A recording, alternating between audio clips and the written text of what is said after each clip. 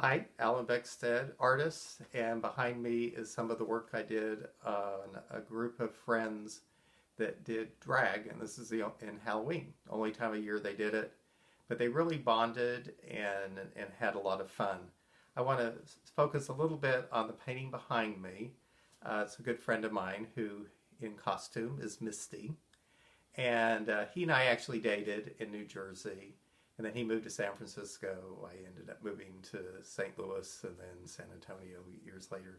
But he sent me this photograph. And I've had it for years. In fact, I actually lost it. But I just loved it because he's like 6'6", and there he is dressed as Misty in he and his partner's apartment that to me looks very French. And so I always looked at that picture and imagined, a 1800s French, parlor with, the women all dressed up getting ready to go out.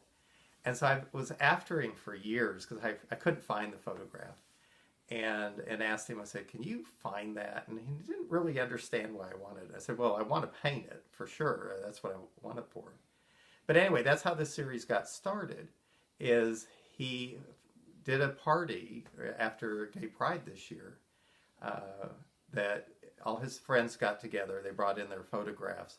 And of course, and they had hundreds and hundreds of photographs of the different costumes they did over the years. But in particular, I just kept going through them until I found that photograph. Well, what you see behind you is that photograph.